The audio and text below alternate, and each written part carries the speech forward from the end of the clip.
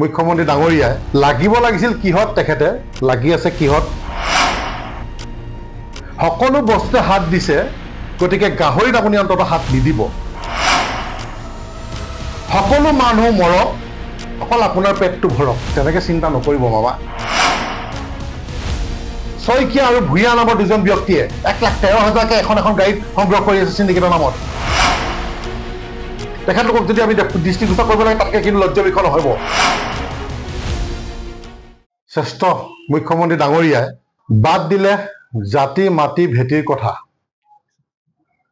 লাগিব লাগিছিল কিহত তেখেতে লাগি আছে কিহত আপোনালোকে সকলোৱে গম পায় যিহেতু আমাৰ বা আমি গম পোৱা মতে এতিয়া যেটো দেখিছো যে থাইল্যান্ডৰ সিপি গ্ৰুপ থাইল্যান্ডৰ এটা সিপি গ্ৰুপ নামৰ এটা কোম্পানীক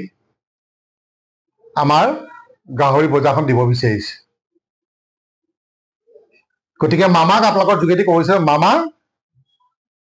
গাহৰিত আৰু হাত নিদিব কাৰণ গাহৰিত আমাৰ আবেগ আমাৰ উজনীয়া অসমৰ আবেগ জড়িত হৈ আছে বা আমাৰ থলুৱা পালকসকলৰ আবেগ জড়িত হৈ আছে গতিকে আপুনি সকলো বস্তুতে হাত দিছে গতিকে গাহৰিত আপুনি অন্তত হাত নিদিব সকলো মানুহ মৰক অকল আপোনাৰ পেটটো ভৰক তেনেকে চিন্তা নকৰিব মামা সকলো মানুহ মৰক অকল আপোনাৰ পেটটো কথা আপুনি চিন্তা কৰিলে নহব গতিকে থলুৱাসকলৰ যি অৱস্থা হৈছে আমি এইকেইদিন দেখিছো তেখেতলোকে মানসিক নিৰ্যাতন ভুগিছে যেতিয়াবা তেখেতলোকে গম পাইছে যে যিদৰে ব্ৰইলাৰ বজাৰখন গুচি গ'ল মাছৰ বজাৰ গুচি গ'ল এতিয়া অৱশেষত আমাৰ গাহৰি যি পোহপালন দি যি পালকসকলে চলি আছিল বহুতো পৰিয়াল চলি আছিল সেইও তেখেতলোকে মানে এতিয়া কি কৰিলে আমাৰ মুখ্যমন্ত্ৰী ডাঙৰীয়াই ষড়যন্ত্ৰ কৰি এই গাহৰি বজাৰখনো তেওঁ শেষ কৰিবলৈ লাগি গ'ল যিখন দেশত ৰজা বেপাৰী সেইখন দেশত কিন্তু প্ৰজাৰ ভিক্ষাৰী একদম সঁচা কথা বাবা আজি আমি অনুতপ্ত কৰিব পাৰিছো আপোনাৰ কথা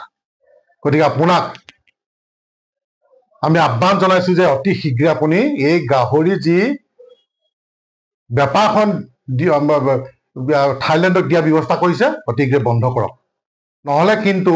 পালকসকলৰ লগতে কিন্তু অসমীয়া যুৱ মঞ্চৰো সন্মুখীন হবলৈ সাজু হৈ থাকক আমি অসমীয়া যুৱ মঞ্চই বাৰম্বাৰ আমি দাবী জনাই আহিছো যে বহিৰাজ্যৰ পৰা অহা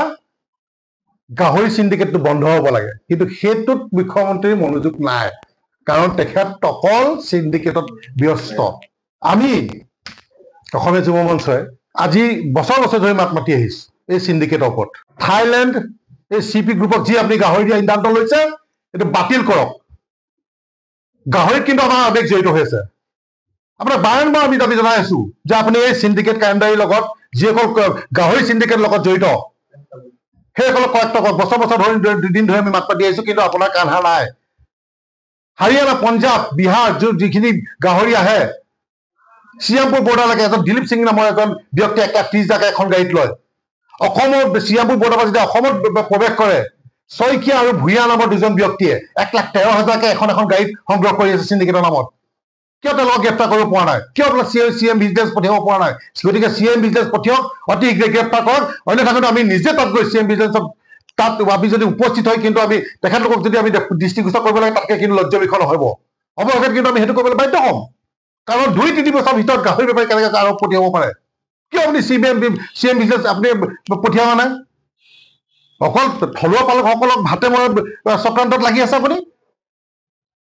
অতি শীঘ্ৰে যদি এই ভূঞা আৰু শইকীয়াৰ প্ৰতি দুজন গ্ৰেপ্তাৰ নকৰে সিন্ডিকেট কাণ্ডাৰীৰ লগত জড়িত 1,13,000কে লৈ আছে আমি কিন্তু হাতত নাথাকিম আৰু লগতে যিসমূহ গাড়ী বহিৰাজ্যৰ পৰা আহে চিধা নাগালেণ্ডলৈ লৈ যায় আৰু নাগালেণ্ডত গৈ কি কৰে তেওঁলোকে গাড়ীখিনি খালী কৰি পেলাই কি কৰে ৰাতি 12 বজাৰ পৰা 2 বজাৰ ভিতৰত আকৌ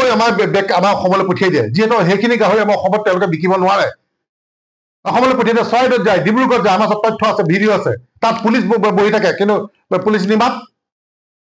কেনেকৈ আমাৰ পালকসকলৰ উন্নতি হ'ব গতিকে পালকসকলৰ কথা চিন্তা কৰাৰ লগতে এই যদি যিসকলে গাহৰি তাৰপৰা আনি আছে সেইসকলকো গ্ৰেপ্তাৰ কৰিব লাগে আৰু যিসকলে সিন্ডিকেটৰ লগত আছে অতি শীঘ্ৰে গ্ৰেপ্তাৰ কৰিব লাগে অন্যথা কিন্তু আমি অসমীয়া জনসাধাৰণ শান্তিত নাথাকিম আৰু এই যি থাইলেণ্ড চিপি গ্ৰুপৰ আপুনি বজাৰখন দিয়া যি সিদ্ধান্ত লৈছে এইটো অতি শীঘ্ৰে কিন্তু প্ৰত্যাহাৰ কৰক অন্যথা কিন্তু আমি ভয়াৱহ কাৰ্যসূচী হাতত ল'বলৈ বাধ্য হ'ম ইয়াৰ বাবে জগৰীয়া চৰকাৰ তথা প্ৰশাসন তথা আপুনি মুখ্যমন্ত্ৰী নিজে হওক